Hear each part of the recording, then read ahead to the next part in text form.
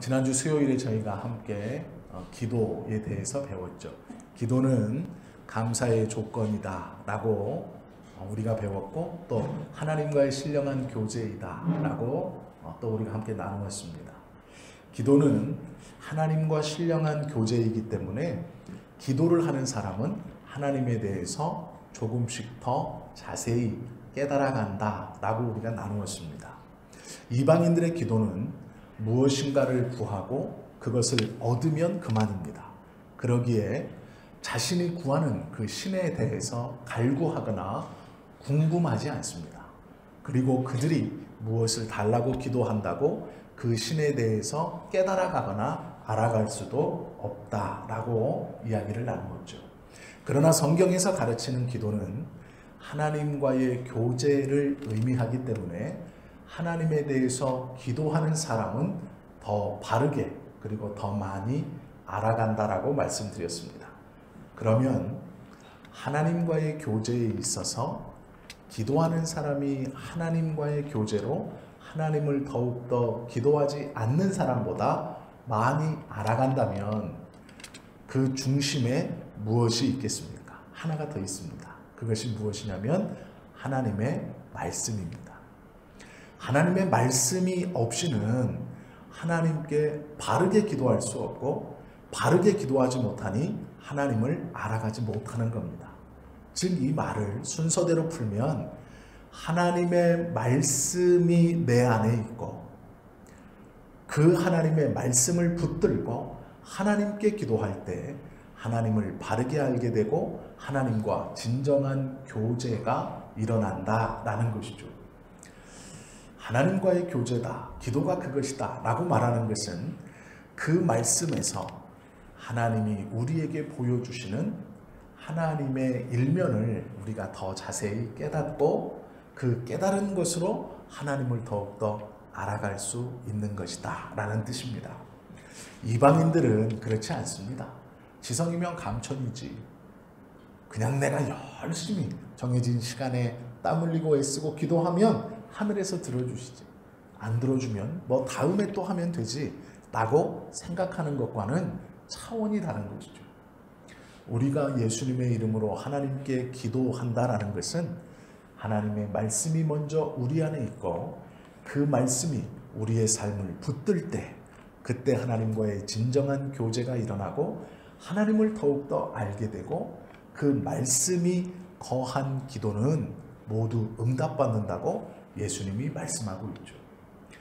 성경에서 하나님의 말씀을 듣고 하나님의 말씀을 바르게 붙들고 기도할 때 하나님께서 기뻐하시고 그 기도를 들어주십니다. 요한복음 15장 7절 말씀에 보면 예수님께서 제자들에게 하신 말씀입니다. 너희가 내 안에 거하고 내 말이 너희 안에 거하면 무엇이든지 원하는 대로 구하라. 그리하면 이루리라. 이 말씀의 핵심은 뭘까요? 너희가 내 안에 거하고 내 말이 너희 안에 거하면, 즉 우리의 마음 안에 하나님의 말씀이 거하면 무엇이든지 원하는 대로 구하라. 그리하면 이루리라 라는 거예요. 여기서 거한다라는 말은 집을 짓고 산다라는 뜻입니다.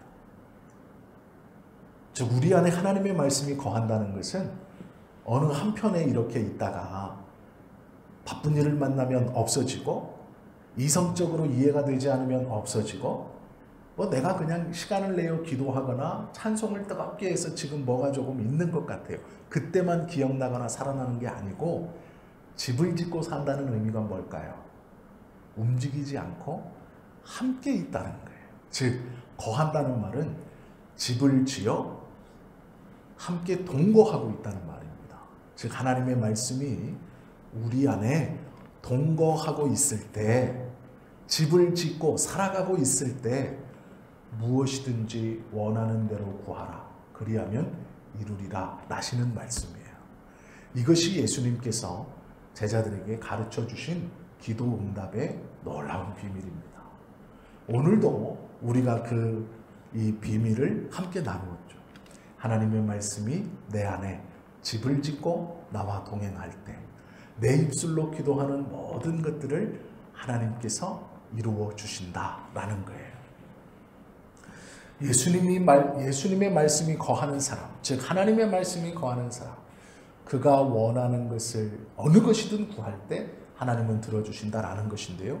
우리가 여기서 잘못 생각하는 게 있습니다. 그것은 그러면 내 마음에 하나님의 말씀이 거하면 도깨비 방망이처럼 금을 구하면 뚝딱, 은을 구하면 뚝딱, 좋은 집을 구하면 뚝딱 나오겠지. 아닙니다.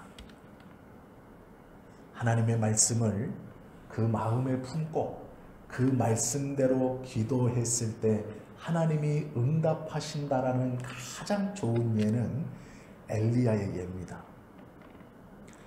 하나님의 말씀을 듣고 그 말씀대로 이스라엘 백성들의 정결과 하나님께 돌아옴을 위해서 그가 가뭄이 있기를 구했어요. 그러자 정말로 땅에 비가 내리지 않습니다. 그리고 약 3년 반이 지나서 그가 하나님의 말씀대로 비가 오기를 구하며 모든 이스라엘을 모아놓고 이방신들을 섬기는 제사장들과 함께 갈멜산에서 대결을 하죠. 우리가 그 이야기를 다 압니다. 그런데 그 선지자가 기도한 대로 하나님이 다 이루어 주세요. 왜 그랬을까요?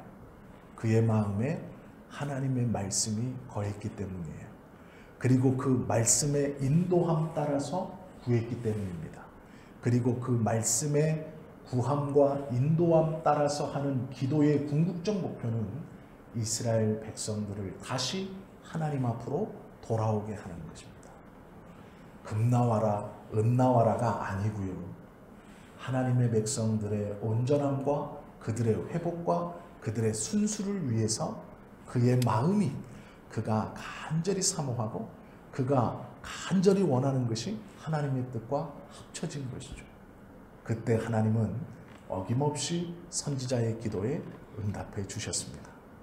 그리하여 당신의 일을 이루는 것이죠. 우리가 주님의 말씀이 내 안에 거하면 하나님의 뜻을 구하는 것이 아니라 내 안에 거해 주십시오. 금 나와라, 은 나와라를 구해야지라고 생각하기 때문에 잘못된 것입니다. 하나님께서 우리를 사용하시는 것은 하나님의 나라와 당신의 일을 이루기 위해서 우리 안에 말씀을 주시는 거예요. 그런데 예수님은 놀랍게도 무엇이든지 다 구하라라고 말씀합니다. 그중 우리가 원하는 것도 들어있는 것에 감사할 수 있어야 할 것입니다. 오늘 우리가요, 이 기도의 비밀, 이것에 대해서요, 조금 볼 것인데, 마가복음 9장 23절과 29절에 보면 믿는 자에게는 능치 못할 것이 없다. 그리고 기도 외에는 다른 어떠한 것으로 이런 유가 나갈 수 없다. 라고 말을 딱 뽑아가지고 이렇게 가르칩니다. 기도하면 다 되지. 기도하면 다 돼. 걱정하지 마. 우리 하나님이 뭐라 그러냐면 믿는 자에게는 능치 못할 것이 없다는 거예요. 기도 외에는 이런 유가 나갈 수 없다는 거야. 라고 가르칩니다. 그런데 이건 잘못된 가르침이에요. 왜 그러냐면 기도 외에는 이런 유가 나갈 수 없다라는 것은 제자들의 관점에서는 귀신을 쫓는 능력이었어요. 그런데 예수님의 관점에서는 하나님 나라의 회복이었습니다. 하나님 나라의 회복은 기도 외에는 이루어질 수 없다라고 말씀하신 것인데 제자들은 귀신을 쫓는 능력이 왜 나에게는 일어나지 않습니까? 그 파워가, 그 힘이 왜 나에게는 일어나지 않습니까? 라고 질문하는 거예요. 우리가 구하는 것도 이것과 같죠. 왜 열심히 기도하는데 돈을 못 법니까? 왜 열심히 기도하는데 출세가 안 됩니까? 왜 열심히 구하는데 이것도 안 되고 저것도 안 됩니까? 그때 얘기해요. 기도 외에는 이런 유가 나갈 수 없으니 더 열심히 기도해라. 아니요. 더 열심히 기도해도 그것은 안 나갑니다. 제가 지금 좌절하라고 절망하라고 이 말씀을 드리는 게 아니에요. 그러면 뭐 기도할 필요가 없네. 그게 아닙니다. 어떻게 기도해야 하는지를 함께 나누기 위해서 말씀을 드리는 겁니다. 기도 외에는 이런 유가 나갈 수 없다라고 말하면서 귀신을 쫓는 것, 병을 고치는 능력, 출세하는 것, 금 나와라 뚝딱, 은 나와라 뚝딱 하는 기도는 하나님과 관계없는 기도입니다. 그것은 아무리 기도해도 자신의 내가 이렇게 오랜 시간 기도했다는 만족을 가질 수 있을지는 모르겠지만 하나님 앞에서 그것이 응답받는다는 것은 요원한 것이에요. 왜 그러냐면 그것은 기복신앙과 같기 때문에 그렇습니다. 지성이면 감천이라는 기복신앙과 말은 바꿨지만 동일하기 때문에 그렇습니다. 그러면 우리의 기도와 이방인들의 기도가 다른 것이 하나 있습니다. 그것은 말씀을 붙드느냐 붙들고 있지 않느냐의 차이입니다. 절망하라고 이 말씀을 드리는 것이 아니라 우리의 마음속에 하나님의 말씀이 있을 때 그 기도가 응답된다라는 것이죠. 말씀과 기도를 분리시키는 것은 하나님께서 짝지어 주신 것을 억지로 나누는 큰 잘못을 범하는 것입니다. 귀를 돌이켜 하나님의 말씀을 듣지 않으면서 기도하는 것은 잠언 28장 9장의 말씀처럼 우상 숭배하는 것처럼 가증한 것입니다. 성경은 그렇게 말씀하고 있어요. 내가 귀를 돌이켜 나의 율법을 듣지 않고 구하는 것은 흡사 우상을 숭배하는 것이다 라고 말씀합니다. 즉 내 마음대로 내 원대로 내 소원대로 하나님의 말씀을 뒤에 두고 내가 구하는 것을 계속하는 것은 우상 숭배와 같다. 즉 지성이면 감천이다 라고 말하는 것이죠. 그것과 같다는 것입니다. 이 느헤미야 9장은요. 느헤미야가 성벽을 다 쌓고 나서 하나님 앞에 감사의 기도를 드리는 이 구절이 느헤미야 9장입니다. 그런데 느헤미야 9장을 보면 남쪽의 유다는 세 차례에 걸쳐서 바벨론의 포로로 3번이나 끌려갑니다. 606년, 597년, 586년 세 차례에 걸쳐서 포로로 끌려갑니다. 그리고 70년, 20년 주기로 돌아와요. 606년에 끌려가고 70년이 지나 한 번 돌아오고 536년에 또 성전이 파괴되고 586년에서 20년이 지나 한 번 돌아오고 그 다음에 또 70년이 지나 또 한 번 돌아옵니다. 그런데 문제는 이렇게 돌아왔음에도 불구하고 그 포로들이 돌아올 때마다 예루살렘을 재건하고 수복하기 위해서 열심히 노력했습니다. 또 하나님은 그때마다 선지자를 세워서 그 역사를 지휘하게 했습니다. 그런데 문제는 성벽을 세우지 못하고 있었습니다. 그런데 마지막에 느헤미야와 에스라가 돌아왔을 때 그들이 열심으로 노력한 것은 성벽을 재건하는 일이었습니다. 이 느헤미야가요 성벽을 다 쌓고 445년에 하나님 앞에 기도를 드리는 겁니다.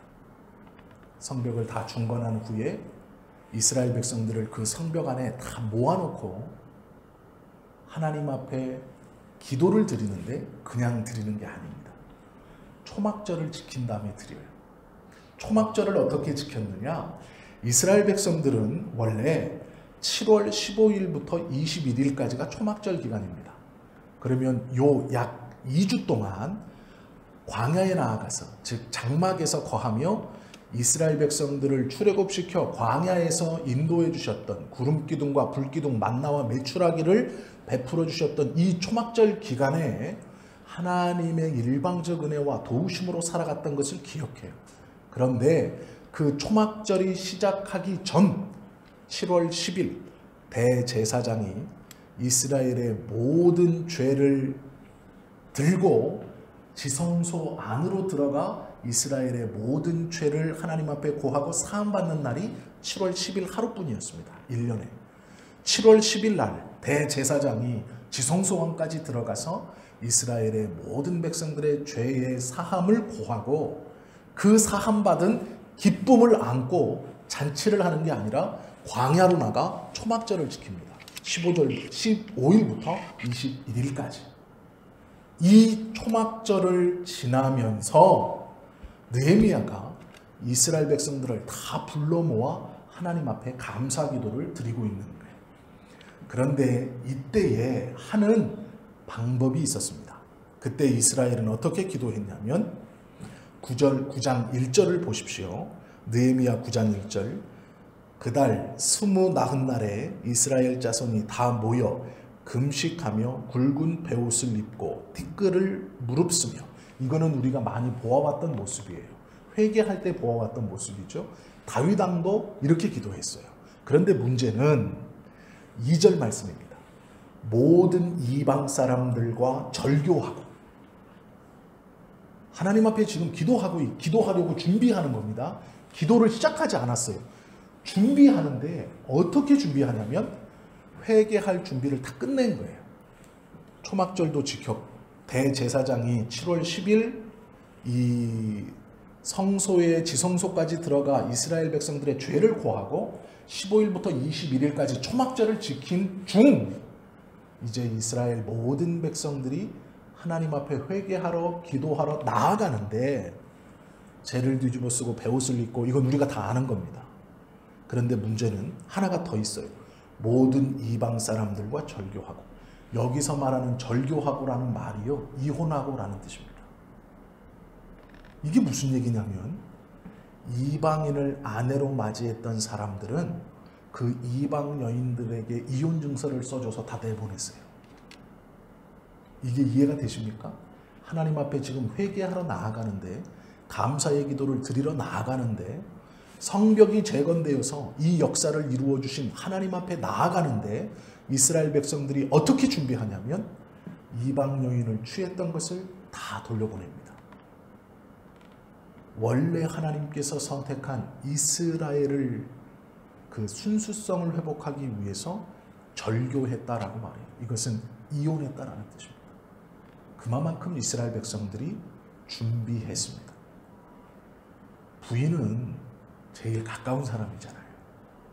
그런데 그들을 내칠 만큼 이 준비와 이 기도와 이 회개의 성회는 하나님 앞에 엄숙하고 제2의 이스라엘의 출발을 상징하는 매우 귀중한 순간이었습니다.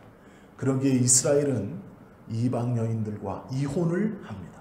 그리고 성결케 하고 정결하게 할 준비를 마칩니다. 그런데 우리는 한 가지 좀 봐야 될 것이 있습니다. 그게 무엇이냐면 지금까지 이 이스라엘 백성들이 가지고 있었던 생각은 뭐였냐면 에스겔 18장 2절의 말씀처럼 아비가 신 포도를 먹었으므로 아들의 이가 시다라는 생각이었어요.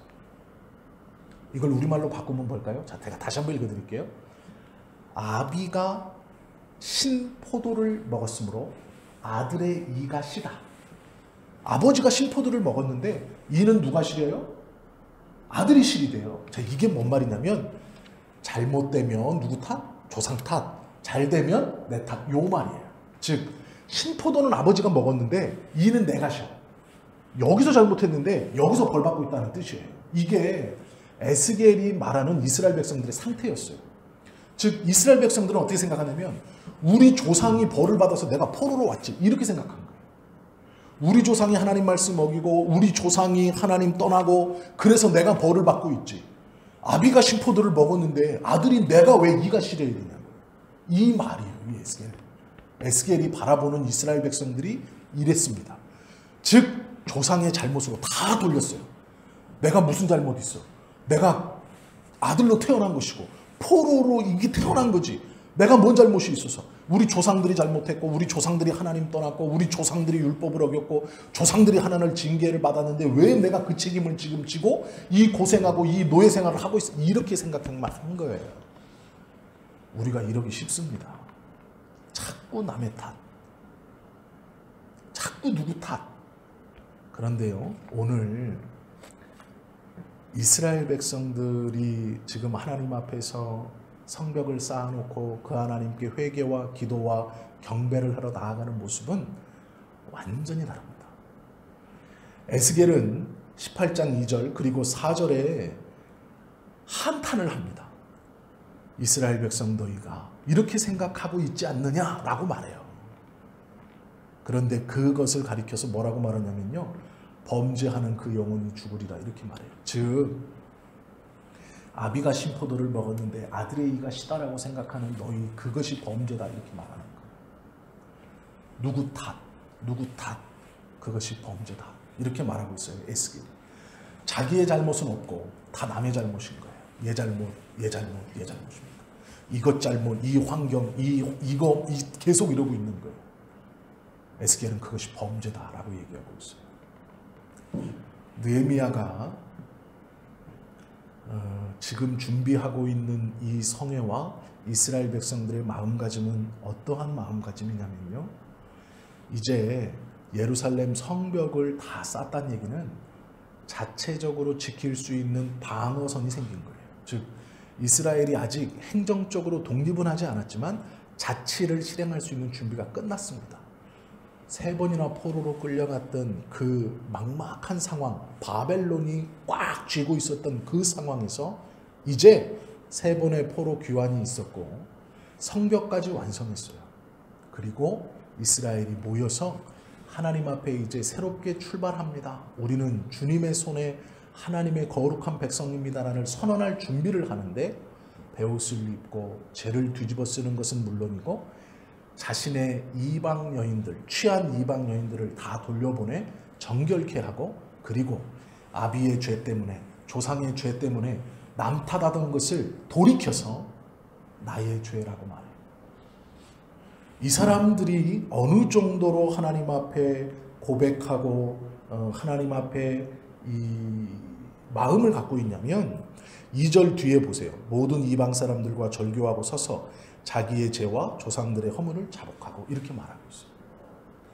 더 이상 그것은 남 탓이 아니라 내 죄라는 거예요. 우리의 죄라는 거예요. 이스라엘이 회복하기 원하는 것, 지금 그만큼 이 준비를 거룩하게 하고 있는 것입니다. 왜 이렇게 고백할 수 있느냐?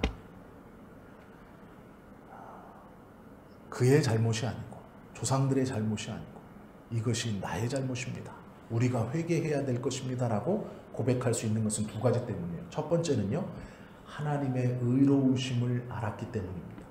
또 하나는 하나님과 언약을 맺은 사람은 하나님 앞에서 하나의 단위, 즉 우리가 된다는 것을 깨달았기 때문입니다. 조상들과 나를 분리시킬 수 없어요. 하나님의 약속의 언약을 받은 우리는 하나라는 거예요.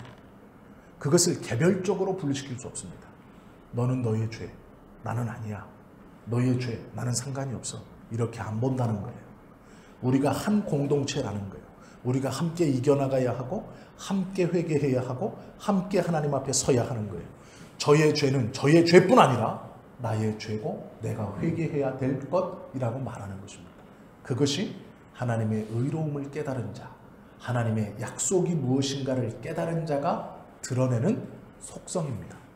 그러기에 하나님의 말씀을 마음에 품고 기도하는 사람은 그 하나님의 은혜를 깨닫고 약속을 깨달음으로 다른 이를 함부로 비판하거나 정죄하지 않습니다. 교만하지 않아요.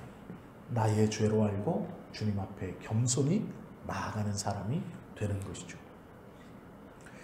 이렇게 이스라엘 백성들이 기도하고 얼마 전까지 에스겔이 인도했고 에스겔이 바라봤던 이스라엘 백성들은 부모가 신포도를 먹어서 아드레이가 시다라고 핑계대었던 사람들인데요. 이렇게 바뀌어요. 정결함을 어느 때까지 준비하느냐? 베옷을 입고 죄를 쓰는 것뿐만 아니라 취한 이방 여인들을 돌려보내기까지 정결함을 이루기 위해서 노력합니다. 원망했던 것이 아니라 이제 나의 죄입니다. 우리 조상들의 죄는 곧 우리의 죄입니다. 그렇게 고백해요. 어떻게 이렇게 될 수 있느냐? 어떻게 이스라엘 백성들이 이렇게 하루아침에 변할 수 있느냐? 그 방법이 놀랍게도 3절부터 쭉 기록되어 있어요. 보십시오. 왜 그럴 수 있었는가? 3절 말씀을 잘 보세요. 이 날에 낮 4분의 1은 그 자리에 서서 그들의 하나님 여호와의 율법책을 낭독하고 낮 4분의 1은 죄를 자복하며 그들의 하나님 여호와께 경배하는데 라고 말하고 있어요. 자, 보세요. 우리가 주님 앞에 회개하고 기도하며 나아갈 때요, 우리는 이래요. 지금 우리의 마음이 막 울컥울컥합니다. 그러니 빨리 기도해야죠. 회개해야죠. 주여 삼창하고 부르짖어야죠. 빨리 막 방언도 터지고 해야죠. 아니요. 그렇게 안 했어요. 이스라엘 백성들이 어떻게 그렇게 바뀔 수 있고 거룩해질 수 있고 하나님의 뜻을 깨달을 수 있었느냐. 하나님이 원하시는 정결과 성결이 무엇인지를 알고 실행할 수 있었느냐. 그것은 그들의 마음속에 하나님의 말씀이 집을 짓고 살았기 때문이에요. 그 동기는요. 낮 4분의 1. 낮은 뭘까요? 하루가 12시간, 밤이 12시간, 그럼 낮이 몇 시간이에요? 12시간이죠. 12시간에 4분의 1은 몇 시간입니까? 3시간. 그날에 서서 하나님의 말씀을 3시간 공부했어요. 그리고 그 3시간 공부한 말씀을 가지고 하나님의 말씀 3시간 공부한 것을 가지고 3시간 회개하며 하나님 앞에 기도하고 나아가는 거예요. 그때에 그들이 변화를 이룹니다. 이게 아주 중요합니다. 우리 생각에는 내 마음에 무엇이 일어나면 막 주여 부르고 막 박수 치고 주여 삼창하고 막 으악 하면은 뭔가 변화될 것 같아요. 아니에요. 이스라엘 백성들이 느헤미야가 기록하고 있는 이스라엘 백성들의 진정한 변화는 하나님의 말씀을 낮 4분의 1, 즉 3시간 동안 함께 공부한 거예요. 하나님의 말씀을 마음에 가득 채운 후 그 가득 채워진 말씀을 붙들고 나머지 3시간을 주님 앞에 기도한 거예요. 진정한 회개가 일어나고 진정한 찬송이 일어나고 진정한 경배가 일어납니다. 주님의 말씀을 먼저 듣고 채우고 익히고 배워 그것을 붙들고 기도한 겁니다. 기도하는 사람의 마음속에 하나님의 말씀이 있어야 한다는 것이 이것이에요. 우리는 주님의 말씀이 집을 짓고 산다는 것. 즉 그 말씀이 나와 동행하여서 내 생활의 실천으로 드러나지 않으면 하나님의 말씀이 감히 우리 안에 있다고 말하면 안 되는 것이죠. 그렇게 말할 수 없는 거예요. 주님의 말씀이 내 안에 있으면 그 말씀이 집을 짓고 나와 동행하고 동거하고 있는 겁니다. 아까 우리 점심을 좀 몇몇 분하고 먹었어요. 근데 이제 이런 말씀들을 하십니다. 뭐 보통 이렇게 말하는 거예요. 남자들이 얼마나 철이 없는 줄 아느냐. 이것도 하고 싶고 저것도 하고 싶고 막 한다는 거예요. 아내들이 얼마나 지혜로운 줄 아느냐. 그 남자들을 잔소리를 통해서 이것도 못하고 저것도 못하고 이렇게 잡는다는 거예요. 그럼 남자들이 그 균형을 잘 잡는다는 거예요. 자기가 하고 싶은 거는 막 이만큼인데 부인이 막 해가지고 요만큼 해서 요렇게만 한다는 거예요. 그 균형을 잡아주는 아내의 말이 얼마나 중요하냐 이런 뜻이었어요. 똑같습니다. 하나님의 말씀이 우리의 마음에 집을 짓고 산다는 것은 그것이에요. 죄를 향해 달려가는 습성과 본성들 이렇게 하고 싶고 저렇게 하고 싶은 것을 말씀이 동거한다는 것은 집을 짓고 산다는 것은 나를 붙드는 거예요. 그 죄악에 빠지지 않도록 그 불경경에 들어가지 않도록 그 행동이 일어나지 않도록 말씀이 브레이크를 걸고 붙든다는 거예요. 그리고 그 말씀과 동행함으로 기쁨과 감사와 진정한 찬송이 일어난다는 거예요. 하나님의 말씀에 귀를 기울이지 않고 주님의 말씀을 배움 없이 기도하는 것은 이방인들이 구하는 것과 같다. 기도는 하나님과의 교제이다 라고 말씀하시는 것이 이 의미입니다. 주님의 말씀이 내 마음에 집을 짓고 살아. 느헤미야가 이스라엘 백성들을 하나님 앞에 인도하며 그들의 신앙과 진정한 경배와 감사를 일으키는 일은 먼저 그들이 서서 하나님의 율법을 3시간 동안 공부하고 들음이에요. 그 다음 그 들은 바 배운 바를 가지고 주님 앞에 나아가 기도할 때 진정한 회개와 찬송과 경배가 일어나는 겁니다. 성경은 그것을 말씀해 주고 있어요. 즉 우리가 기도 응답을 잘 받는 것 물론 중요하죠. 그러나 그것보다 어떠한 마음으로 기도해야 하는가? 내 상태가 어떻게 되어야 하는가? 어떤 분들은 이래요. 회개하지 않으면 기도 응답이 없다. 그 회개의 근본은 뭔데요? 잣대가 있어야 돼요. 무엇이 죄인지 아닌지를 분별할 수 있는 잣대가 있어야 돼요. 많은 사람이 죄라고 하니까 죄고 많은 사람이 죄라고 하지 않으니까 아니고 아니에요. 많은 사람에게 걸렸으니까 죄고 걸리지 않았으니까 죄가 아니고 아닙니다. 잣대가 없어요. 그 자가 하나님의 말씀입니다. 그러기에 진짜 회개는 주님의 말씀을 먼저 받은 다음 그 말씀을 통하여 재어진 그 말씀이 기준이 되어서 우리의 마음을 때리고 우리의 영혼을 때리는 그 죄악에 대해서 하나님 앞에 자복하는 것이 진정한 회개입니다. 그리고 그렇게 회개하는 자만이 주님의 사하심을 경험하고 감사와 평안과 온전한 경배를 드릴 수 있는 거예요. 그리고 그의 영혼의 고백으로 하나님께서 원하시는 주님의 나라를 위한 기도가 드디어 그의 입술로 터져나는 겁니다. 그리고 그것을 하나님은 응답하셔서 하나님의 일들을 이루어 가시는 거예요. 내 이름으로 무엇이든지 구하라. 무엇이든지 구하면 다 이루리라라는 그 말씀 안에는 이렇게 하나님의 말씀을 붙들고 그 말씀을 기준으로 삼아 나의 죄를 회개하고 사죄의 기쁨으로 하나님 앞에 진정한 감사와 찬송과 경배가 일어난 그 거룩한 입술을 통하여 고백되어지는 것을 이루어 주겠다라는 거예요. 그 입술의 구함은 모두 응답된다라는 것이 예수님의 약속이며 하나님의 말씀입니다. 우리가 그러면 우리의 삶을 구하는 것은 이게 쓸데없는 짓입니까? 그러면 하나님의 것만 구해야 되고 그러면 지금 내 생활은 어떻습니까? 그러면 안 되죠. 왜요? 너희는 먼저 그의 나라와 그의 의를 구하라 말씀하셨어요. 그러면 그 뒤에 뭐가 옵니까? 이 모든 것을 너희에게 더해 주신대요. 우리가 살고 있는 삶의 어떠한 문제일지라도 먼저 무엇이 우선순위인가를 알아야 돼요. 신앙은요, 죄송하지만 뭐로 가도 서울만 가면 신앙이 아닙니다. 신앙은 절차와 방법이 있어요. 기준이 있어요. 뭐로 가도 서울만 가면 되죠? 아니요. 뭐로 가면 서울을 못 가요. 뭔 짓을 해도 응답만 받으면 되죠? 아니요. 뭔 짓을 하면 응답을 못 받아요. 그 먼 짓 가운데는 우리는 죄인이기 때문에 우리가 하는 모든 먼 짓은 다 죄입니다. 하나님의 방법대로 해야 돼요. 하나님의 가르쳐 주신 대로 하는 거예요. 그 하나님의 마음에 드시는 것이 중요해요. 우리의 생각대로 한다고 뭐 해도 서울만 가면 된다고 서울을 못 갑니다. 그건 우리의 착각이에요. 회개하는 것은 하나님의 말씀으로 자기의 현실을 해석해서 그대로 고백하는 거예요. 해도 되겠지, 안 해도 되겠지. 이거는 1000년 전 사람들이고 우리는 지금이고 아니에요. 그게 아니에요. 주님의 말씀을 붙들어 지금 나의 상황을 그대로 해석하고 고백하는 것. 그것을 하나님이 기뻐하시는 거예요.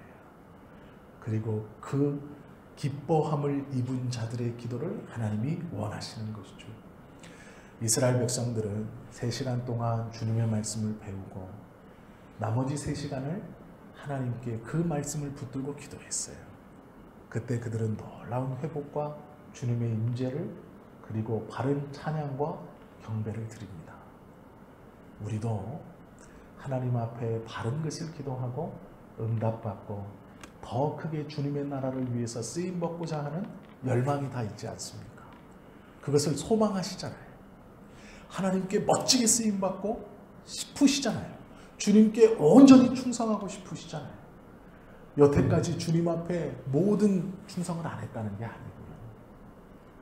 지금까지도 헌신하고 충성하고 주님의 교회를 잘 섬겼지만 그래도 뭔가 부족하다고 느끼잖아요. 뭔가 아쉽잖아요. 하나님이 나에게 베풀어 주신 그 은혜에 비해서 내가 주님께 돌려드린 것이 너무나 부질없다고 평생 느끼시고 살아오셨잖아요. 저보다 더 할 것이라고 생각합니다. 그러면 늦지 않았습니다. 여태까지 잘못했다는 말이 절대로 아니에요. 하나님께서 우리가 약하시기 때문에 사용하시는 거예요. 성경은요, 미련한 자를 들어 사용하셔서 지혜로운 자를 부끄럽게 하신대. 가난한 자를 들어 부요한 자가 이 부요함이 아무것도 아니구나를 깨닫게 하신대. 우리가 지금까지 쓰임받은 것도 너무 감사한 일이지만 이제 주님의 말씀을 더 확실히 배웠고 깨달았으므로 그 말씀대로 쓰임받으면 더 멋지다는 것이죠. 더 하나님이 기뻐하신다는 것이죠. 그리고 더 온전히 쓰임받을 수 있다는 것이죠. 말씀과 기도, 이것은 떨어지면 안 돼요. 분리될 수 없습니다. 이것이 떨어지면 이방인의 기도와 다를 것이 없습니다. 내가 원하는 것, 내가 구하는 것, 그것은 하나님을 알아갈 수 없어요. 주님의 마음을 깨달을 수 없습니다. 받으면 좋고 못 받으면 에이 하게 되는 거예요. 누릴 때는 기쁨이고 그것을 시험으로 하나님이 잠시 걷어가시면 불평과 불만을 하다가 주님을 떠나는 거예요. 신을 바꾸는 거예요. 어떠한 것이 진리인지도 모르고 이것저것을 헤매다가 그냥 넘어져 가는 겁니다. 주님의 말씀을 먼저 받는 것이 중요합니다.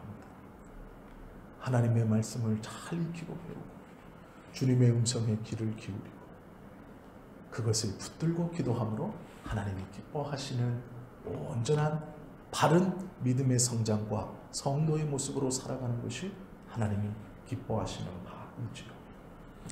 주님께서는 우리 안에 말씀이 거하게 하셔서 그 말씀으로 인하여 우리로 회개의 기도가 터지게 하시고 그 회개의 기도를 터지게 하심으로 사죄의 은혜를 누리게 하세요. 그러면 그 주님의 주시는 그 기쁨과 평안함이 우리의 입술로 하나님을 찬양하지 않을 수 없게 하고 주님의 그 놀라운 은혜를 경배하지 않을 수 없게 하는 거예요.